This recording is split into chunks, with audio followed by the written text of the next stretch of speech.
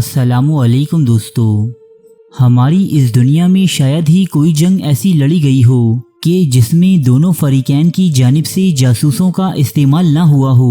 قدیم ادوار سے ہی جاسوسی کے نظام کو کسی بھی ملک کا انتہائی اہم ہتھیار تصور کیا جاتا ہے۔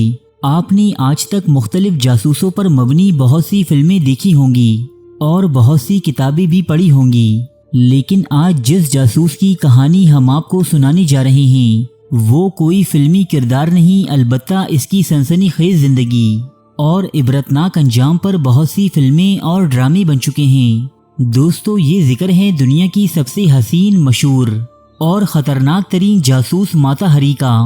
ماتا ہری کا اصل نام مارگریٹا سیلے تھا، جو 1876 عیسوی کے دوران نیدرلینڈ کے ایک رئیس بزنس مین کے گھر پیدا ہوئی۔ اسے اپنے بچپن میں ہر طرح کی معاشی آسودگی حاصل تھی، لیکن مارگریٹا جب 13 سال کی تھی تب اس کا امیر ترین والد دیوالیہ ہو گیا اور غربت کے باعث اس کی حسین و جمیل انڈونیشین بیوی اور مارگریٹا کی ماں بھی اسے چھوڑ کر چلی گئی۔ اب مارگریٹا اپنے ایک عزیز کے ساتھ رہنے لگی، جہاں اسے ٹریننگ کے لیے ایک اسکول میں داخل کروایا گیا، لیکن مارگریٹا کی حسن و جمال کے باعث یہاں کا ہیڈ ماسٹر اس کا عاشق ہو گیا۔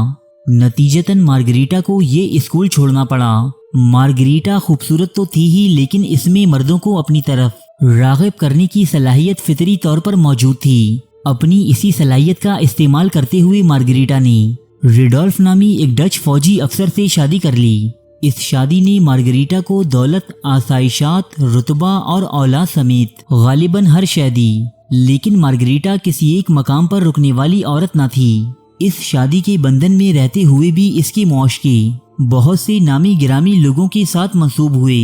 1902 عیسوی میں بالآخر یہ شادی طلاق پر ختم ہوئی، جس کے بعد مارگریٹا نے خود اپنی بل پر دولت کمانی اور ایک آزاد زندگی گزارنے کا فیصلہ کیا۔ اپنی مقاصد کے حصول کے لیے مارگریٹا نے ایشیا، بالخصوص ہندوستانی روایتی رقص کی تربیت حاصل کی اور رفتہ رفتہ اس رقص میں اس قدر مہارت حاصل کر لی کہ جو بھی اسے دیکھتا وہ دیکھتا ہی رہ جاتا۔ ماتا ہری کے بارے میں یہ کہا جاتا ہے کہ اگر وہ ایک جاسوس نہ بھی ہوتی تب بھی اسے آنے والے ادوار میں اپنے رقص کی بدولت یاد رکھا جاتا۔ ماتا ہری کو اسٹرپ ڈانسنگ یعنی ایک ایسے رقص کا خالق تسلیم کیا جاتا ہے کہ جس میں آہستہ آہستہ اپنے کپڑے اتار دیے جاتے ہیں۔ اپنے اسی نیموریاں رقص کی بدولت مارگریٹا نے پیرس، برلن، لندن، میڈرڈ غرض تمام یورپ میں ایک تہلکہ سا مچا دیا۔ یہ اس قدر مشہور ہو چکی تھی کہ یورپ کے بڑے بڑے اور نامور افراد اس کے ساتھ ایک شام بسر کرنے کے لیے بڑی سے بڑی قیمت ادا کرنے کو تیار تھے۔ ہندوستانی کلاسیکی رقص میں مہارت کی وجہ سے اس کا نام مارگریٹا کے بجائے ماتا ہری مشہور ہو گیا، جو ایک ملائی زبان کا لفظ ہے۔ اس لفظ کا مطلب ہے دن کی آنکھ یعنی سورج۔ اپنی بے مثال حسن، نرم و گداز بدن اور قیامت خیز رقص کی بدولت ماتا ہری نے جرمنی و فرانس کی اعلیٰ فوجی افسران سے تعلقات بنائی اور اس کے انہی طاقتور مراسم کے باعث فرانس کے اعلیٰ حکام کی نظر اس پر پڑی۔ یہ جنگ عظیم اول کا ابتدائی زمانہ تھا۔ فرانس کی انتظامیہ نے ماتا ہری کو ایک جاسوسہ کا کردار ادا کرنے اور جرمنی کے اعلیٰ فوجی عہدیداروں سے خفیہ معلومات حاصل کرنے کا ہدف دیا۔ ماتا ہری نے انتہائی مہارت سے کام کرتے ہوئے جرمنی کے خفیہ حملوں کی اطلاعات فرانس تک پہنچائیں، لیکن جلد ہی جرمن افواج نے اسے اپنے کیمپ میں منتقل کر لیا اور ماتا ہری ایک ڈبل ایجنٹ کے فرائض انجام دینے لگی۔ یہ دونوں ممالک کی افواج کی خفیہ معلومات ایک دوسرے کو بیچ کر خوب دولت کمانے لگی۔ ماتا ہری پر لکھی گئی تحریروں کے مطابق اس کے رقص میں ہی دونوں ممالک کی افواج کے لیے پیغام پوشیدہ رہتے تھے۔